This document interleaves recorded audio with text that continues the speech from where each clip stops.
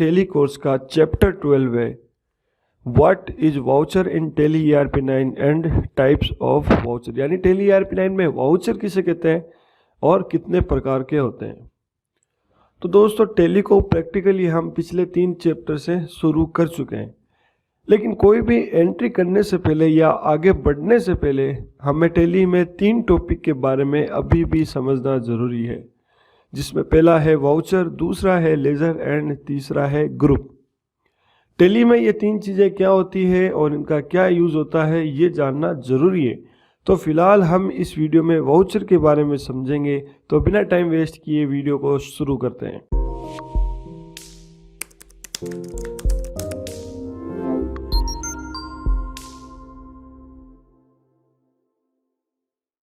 सबसे पहले वाउचर की डेफिनेशन को समझने की कोशिश करते हैं। तो चलते हैं उस ज़माने में जब कंप्यूटर बहुत ही कम हुआ करते थे और अकाउंटिंग सॉफ्टवेयर का तो नाम ही नहीं था, लेकिन तब भी लोग अकाउंटिंग का तो काम किया ही करते थे। तो उस ज़माने में अकाउंटिंग का काम कैसे होता होगा? देखिए, वाउचर का मतलब होता है ऐसा पेपर या ऐसी प्रति जिस पर कुछ लिखा जाता हो। अब अगर मैं बिजनेस कर रहा हूँ, माल खरीद भी रहा हूँ, बेच भी रहा हूँ, माल उधार भी खरीद रहा हूँ और उधार भी बेच रहा हूँ, किसी से पेमेंट ले भी रहा हूँ और किसी को पेमेंट दे भी रहा हूँ, अब इतने सारे ट्रांजैक्शन हो रहे हैं, मैं इन्हें कहीं पे लिखूंगा नहीं तो मुझको कैसे पता चलेगा कि मेरे बिजनेस में क्या हो रहा है? मुझे उधारी का पता कहाँ से चलेगा? तो इन्हीं सब लेन देन का हिसाब रखने के लिए लोग अलग अलग खाता रजिस्टर में अलग अलग हिसाब रखते थे। जैसे माल खरीदा तो उसके लिए अलग रजिस्टर, माल बेचा तो उसके लिए अलग रजिस्टर, किसी को माल उधार दिया तो उसके लिए अलग रजिस्टर, माल उधार लिया उसके लिए अलग रजिस्टर। तो इन्हीं रजिस्टर को वाउचर कहा जाता है, यानी वो प्रति या वो पेपर जिस पर कुछ लिखा जाता हो। अब ज़माना हो गया है डिजिटल, अकाउंटिंग का काम आसान करने के लिए कई अकाउंटिंग सॉफ्टवेयर आ चुके हैं।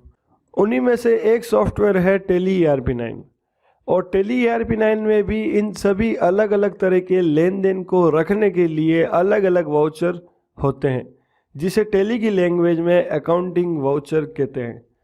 तो अब अलग अलग रजिस्टर रखने की बजाय टेली ERP9 में सीधे ही वाउचर में एंट्री करके वो सब हिसाब इतनी आसानी से रखा जा सकता है, जिसे रखने के लिए लोगों को बहुत ज़्यादा मेहनत करनी पड़ती थी और हाथ से अकाउंटिंग करने वाले बहुत कम अकाउंटेंट हुआ करते थे। और आज इन्हीं अकाउंटिंग सॉफ्टवेयर की वजह से कई लोगों को अकाउंटिंग सीखने का भी और अकाउंटिंग का काम बड़ी आसानी से करने का भी मौका मिला है।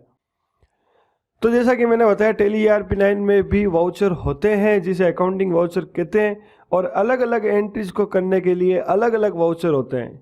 तो अब इन सभी वाउचर्स के बारे में डिटेल में बात करते हैं। तो बात करते हैं अगले पॉइंट की, टाइप्स ऑफ वाउचर, यानी वाउचर के प्रकार।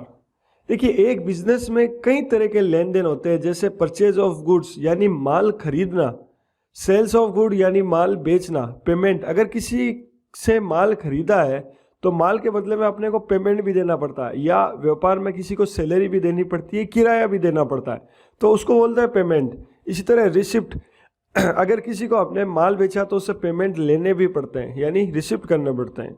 तो इन सभी अलग अलग ट्रांजैक्शन को रिकॉर्ड करने के लिए टेली ERP9 में भी अलग अलग वाउचर होते हैं, जिन्हें अकाउंटिंग वाउचर कहा जाता है। वैसे टेली ERP9 में कुल 22 वाउचर होते हैं, लेकिन फिलहाल हमारे बेसिक कोर्स में केवल 8 ही वाउचर ऐसे हैं जो हमारे काम आएंगे। बाकी के वाउचर्स ऐसे हैं जो बड़ी बड़ी फैक्ट्रीज में ही काम में लिए जाते हैं। तो फिलहाल हम इन्हीं 8 वाउचर के बारे में बात करेंगे, जो इस प्रकार हैं। पहला है परचेज वाउचर, जिसकी शॉर्टकट है F9। परचेज की एंट्री करने के लिए परचेज वाउचर का यूज़ किया जाता है, यानी आपने किसी तरह का कोई भी माल किसी से भी खरीदा, उसकी आपको एंट्री करनी है तो परचेज के वाउचर में एंट्री की जाती है, जिसका शॉर्टकट है F9। उसके बाद में है सेल्स वाउचर, यानी जिसका शॉर्टकट है F8। सेल्स की एंट्री करने के लिए सेल्स वाउचर का यूज़ किया जाता है, यानी आपने किसी भी तरह का कोई भी माल किसी को भी बेचा, उसकी एंट्री इस वाउचर में होगी और इसका शॉर्टकट है F8। अगला है पेमेंट वाउचर। जैसा कि नाम से ही पता चल रहा है कि अगर आपने किसी को पेमेंट किया है तो उसकी एंट्री इस वाउचर में होती है। अगर आपने किसी को नकद या बैंक के द्वारा पेमेंट किया है तो उसकी एंट्री इस वाउचर में की जाएगी। इसका शॉर्टकट है F5। अगला है रिसिप्ट वाउचर, इसका शॉर्टकट है F6। इसके भी नाम से ही पता चल रहा है रिसिप्ट यानी प्राप्त होना। अगर आपको किसी से भी नकद रुपए या बैंक में रुपए प्राप्त होते हैं तो उसकी एंट्री इस वाउचर में की जाती है और इसका शॉर्टकट है F6। अगला वाउचर है कॉन्ट्रा वाउचर, इसका शॉर्टकट है F4। इस वाउचर में केवल 3 ही तरह की एंट्री की जाती है। पहली, अगर नगद रुपये को बैंक में जमा कराएंगे तो इस वाउचर में एंट्री होगी। दूसरी, अगर अपने बैंक खाते से नगद रुपये निकलवाएंगे तो इस वाउचर में एंट्री होगी। और तीसरी, अपने ही किसी एक खाते से अपने ही किसी दूसरे खाते में पैसे जमा करवाएंगे तब इस वाउचर में एंट्री होगी। यानी cash to bank, bank to cash और बैंक टू बैंक, ये 3 ही एंट्रीज इस वाउचर में होगी और इसका शॉर्टकट है F4। अगला है हमारा जनरल वाउचर, जिसका शॉर्टकट है F7। देखिए, हम परचेज की एंट्री केवल परचेज के वाउचर में ही कर सकते हैं, सेल्स के वाउचर में नहीं कर सकते। उसी तरह सेल्स की एंट्री को भी केवल सेल्स के वाउचर में ही कर सकते हैं, परचेज के वाउचर में नहीं कर सकते। इसी तरह जितने भी वाउचर हैं उसमें वही एंट्री होगी जिसके लिए वो वाउचर बनाए गए हैं। लेकिन जनरल वाउचर एकमात्र ऐसा वाउचर है जिसमें किसी भी तरह की एंट्री की जा सकती है, परचेज की हो, चाहे सेल की हो, चाहे पेमेंट की हो या फिर रिसिप्ट की हो। जनरल वाउचर में कोई भी वाउचर की एंट्री की जा सकती है। लेकिन जब परचेज, सेल, पेमेंट और रिसिप्ट के लिए अलग अलग वाउचर बने हुए हैं तो जनरल वाउचर का क्या यूज़ है ये हम आगे कोर्स में सीखेंगे, क्योंकि यही मेन वाउचर है जिसमें हमें थोड़ी मेहनत करने की ज़रूरत है।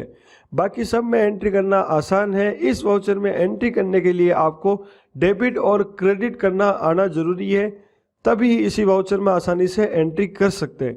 तो इस वाउचर के बारे में अब भी अपन आगे कोर्स में सीखेंगे। अगला है डेबिट नोट, जिसे परचेज रिटर्न वाउचर भी कहा जाता है, जिसकी शॉर्टकट है कंट्रोल F9। परचेज की एंट्री करने के लिए परचेज का वाउचर है। उसी तरह जब हम खरीदा हुआ माल वापस लौटा देते हैं तो उसकी एंट्री करने के लिए डेबिट नोट वाउचर का यूज़ किया जाता है, जिसका शॉर्टकट है कंट्रोल प्लस F9। या अगर हमें किसी के खाते से पैसे काटने हो तो उसकी भी एंट्री डेबिट नोट में की जाती है, जो हम आगे चलकर सीखेंगे। उसके बाद अगला वाउचर है क्रेडिट नोट यानी सेल्स रिटर्न, जिसका शॉर्टकट है कंट्रोल प्लस F8। अब जिस तरह सेल्स की एंट्री सेल्स के वाउचर में की जाती है, उसी तरह अगर हमारे द्वारा बेचा गया माल कस्टमर हमें वापस रिटर्न कर देता है तो उसकी एंट्री क्रेडिट नोट में होती है, जिसका शॉर्टकट है कंट्रोल प्लस F8। या अगर हमारे खाते से कोई पैसे काटता है तो उसकी भी एंट्री क्रेडिट नोट में होती है, जिसका शॉर्टकट है कंट्रोल प्लस F8। तो दोस्तों, ये है वो आउट वाउचर जिसमें हम कोई भी टैली ERP9 की एंट्री करेंगे और इन्हीं 8 वाउचर का यूज़ हमें करना है। इन्हीं 8 वाउचर में हमें टैली ERP9 में कोई भी एंट्री करनी है। अब टैली ERP9 में ये वाउचर कहाँ पे होते हैं वो देखते हैं। टैली को ओपन कर लेने के बाद में सबसे पहले जो आपके सामने पेज खुलेगा उसको बोलते हैं गेटवे ऑफ टैली। और गेटवे ऑफ टैली में ट्रांजैक्शन के अंडर में एक ऑप्शन आपको मिलेगा अकाउंटिंग वाउचर।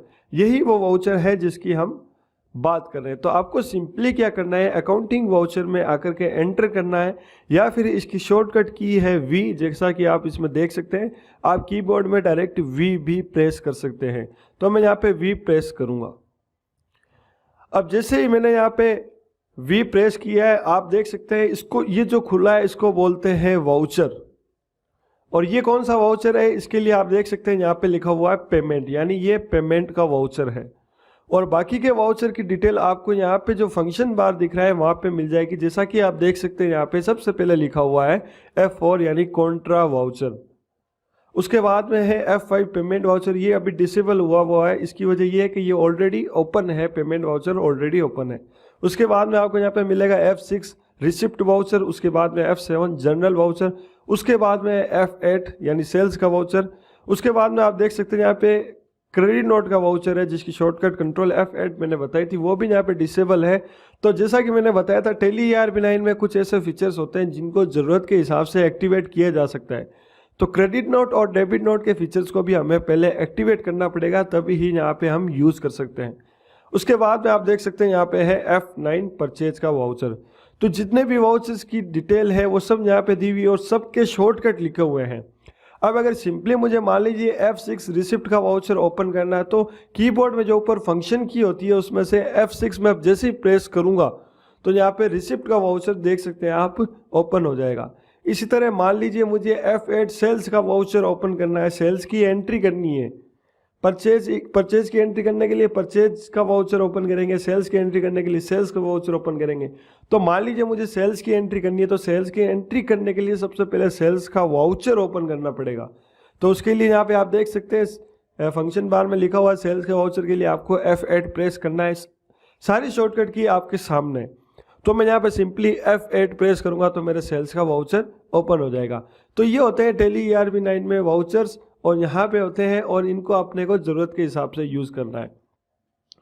तो उम्मीद करता हूँ कि आपको ये टॉपिक अच्छे से समझ में आ गया होगा। किसी तरह की कोई भी परेशानी हो तो आप मुझे कमेंट कर सकते हैं। और साथ में इसके नोट्स डाउनलोड करने के लिए आप इस वीडियो के डिस्क्रिप्शन में एक लिंक दी हुई है, उस लिंक पे आप क्लिक करके नोट्स को डाउनलोड कर सकते हैं। तो अब अगला हमारा चैप्टर रहेगा chapter 13, what is ledger and groups in Tally ERP9। Tally ERP9 में लेजर और ग्रुप क्या होते हैं और उनका क्या यूज होता है, ये हम अगले चैप्टर में समझेंगे। तो जल्दी मिलेंगे अगले चैप्टर में, तब तक के लिए take care and happy learning.